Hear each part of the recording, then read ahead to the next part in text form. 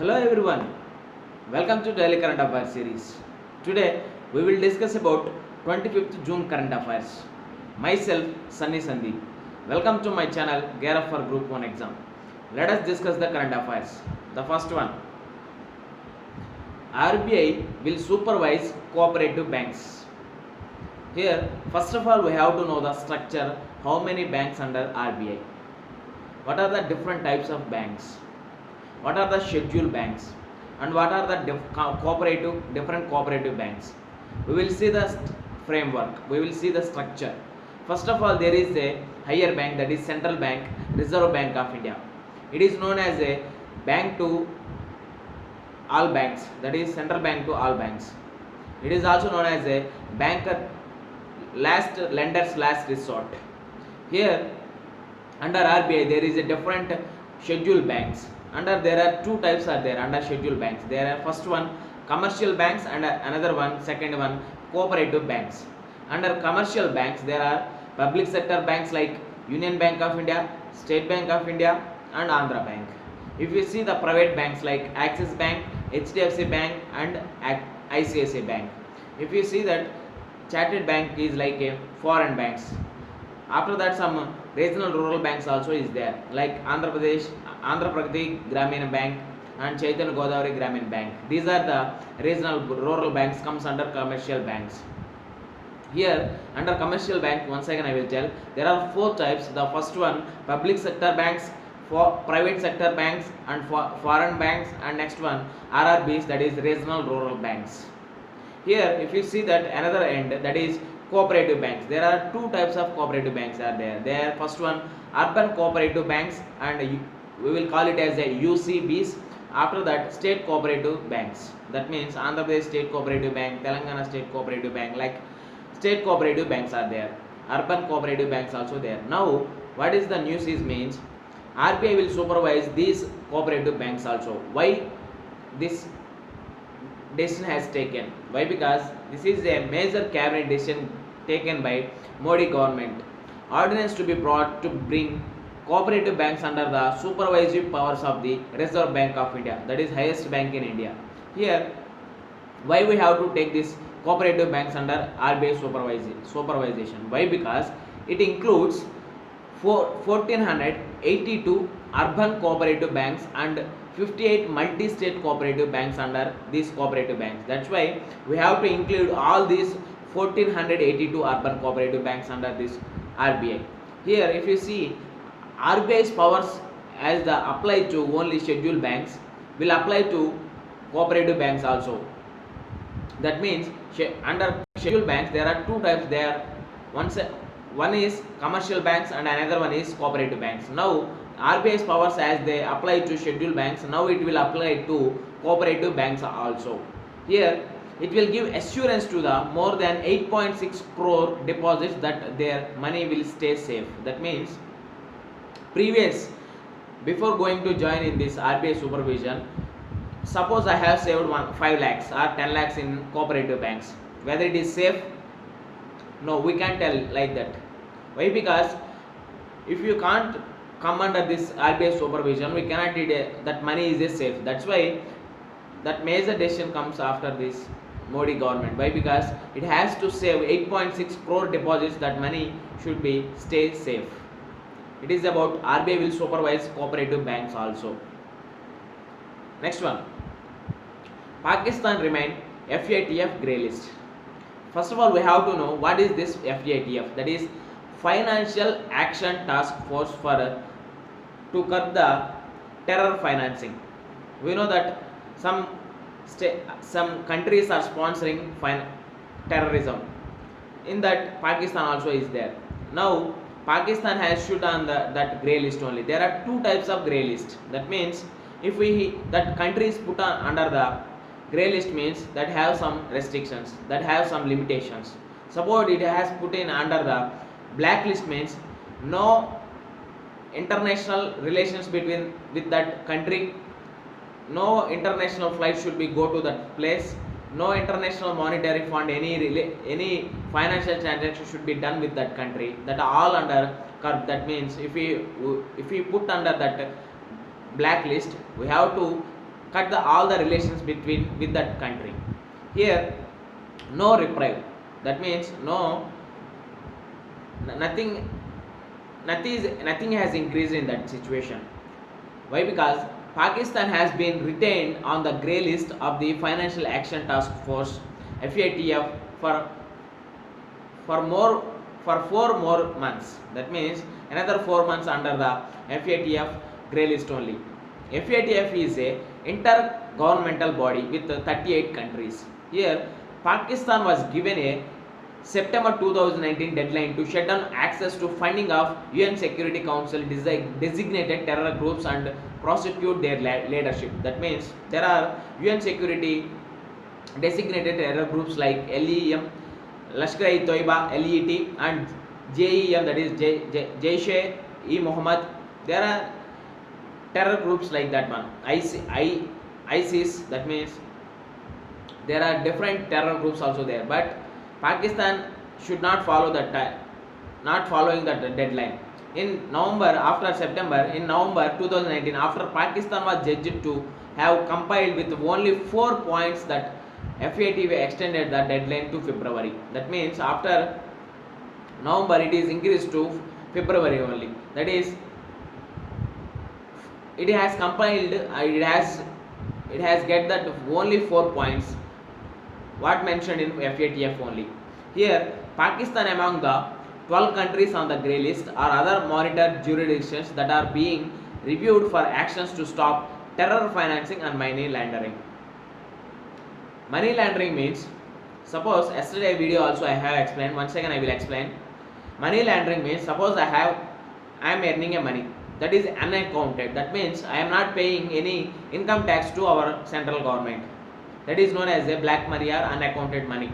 Suppose I want to transfer that money to another foreign countries. That means like Pakistan, Russia, China, America. That money is known as a money that comes under money laundering. That there is a difference between money laundering and terror financing. Terror financing means, suppose I am a country like Pakistan or any country, I am financing in terror groups like LED, Lashkar-e-Toiba or Jaish-e-Mohammed. That's why Pakistan has to stop this terror financing. Here, a blacklist refers to countries for whom there has been a call to action or a strict banking and international finance sanctions. That means if FATF put Pakistan under blacklist, there is a strict banking and international finance sanction. There is a restrictions on that banking transaction. That's why Pakistan should get rid of this grey list, but it is not following the rules given by the FATF. This is about Pakistan to remain FATF grey list. Education gap widened. That is said by UNESCO. What is UNESCO? United Nations Educational, Scientific and Cultural Organization. United Nations Educational, Scientific and Cultural Organization. There is a report in this 2020, that is Global Education Monitoring Report, GEMR, that is Global Education Monitoring Report 2020 has been released. It highlighted that COVID-19 had worsened the inequalities in the education system worldwide. Why? Because if you see low-level middle incomes, they are facing problems in the education system. Why? Because there are no proper technology, there are no proper education system. That's why they are unable to maintain that education. That's why there is a gap between in education. If you see that loss to schooling and there is a loss to learning. Suppose I am not going to school any for 6 months. I may forget everything what I learned before. That's why we have to go schools, then only we will remember what we learned. That's why loss to school. To combat COVID-19, more than 180 countries mandated temporary school closures and leaving nearly 1.6 billion children and youth out of school. That means we know that COVID-19 has reached to almost 180 countries. To combat that COVID-19, all 180 countries are temporary closure of that schools. That means 1.6 billion people are out of school. That here, if you see that lost learning, that means not being able to attend school in has two learning impacts. That is, first one, children don't have an opportunity to learn, and children forget what they have learned. These are the two reasons. They don't have any opportunity to learn, and second one, they will forget what they have learned. This is the, there are two reasons that is quoted by United Nations Educational, Scientific and Cultural Organization, that is UNESCO. Now it has highlighted the COVID-19 has worsened the inequalities in education systems worldwide. Next one, India GDP to contract 4.5% on COVID-19 said by IMF, that is International Monetary Fund.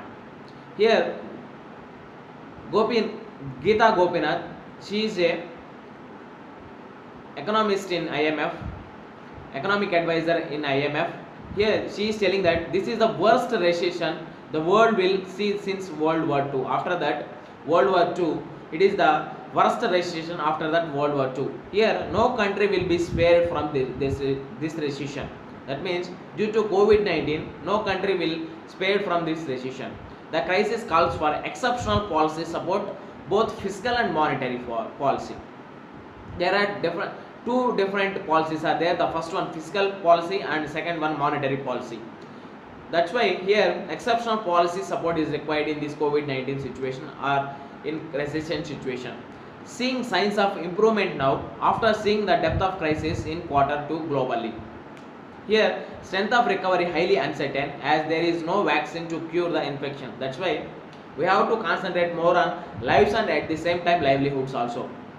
Why? Because there is no vaccine at now. Here India's lockdown has lasted longer than we have expected. Recovery is slower, resulting in a downward revision. That means almost 2 months lockdown in India. That results in economic situation in worst condition. That's why unlock procedure is started. At the same time, we have to ensure that now almost 4,50,000 cases are recorded. At the same time, livelihoods also impacted due to COVID-19. That's why Geeta Gopinath, the economic advisor in the IMF, is telling that we have to see economic situation at the same time lives of the people also. Here there is a worry line. That means if you see the previous GDP growth, that is gross domestic product, from 8% to now it is contracted to, that is decreased to 4.5% in quarter 2 of 2020. Here if you see one broad-based declaration, quarter 2 growth, if you see in financial year 19 and if you see in financial year 20, there is some different characteristics. They are agriculture and forestry and fishing. If you see in financial year 2019, that is almost 4.9%. Now if you see in due to COVID-19, that is almost 2.1% only. If you see mining and quarrying, that means minus 2.2%. Now it is previous one is a negative growth, now it is a positive growth, that too only 0.1% only. If you see in manufacturing, that is previous one in 2019 6.9% is there, but now it is a negative growth. Utilities, construction, trade, hotels, transport, all these are under this decreased GDP only. That's why we have to see more importance to the economy, at the same time lives of the people also. Next one, in the series of previous paper analysis, that is UPSC Prelims 2019, with reference to forced labor, that is Visti, in India during the Gupta period, which of the following statements is correct? Which of the following statements is correct? Options are here. It was considered as a source of income for the state, a sort of tax paid by the people. Next option, it was totally absent in the Madhya Pradesh and Kathiawar regions of the Gupta Empire. The forced labor was entitled to weekly wages. Here the fourth option D, the eldest son of the laborer was sent to the forced labor.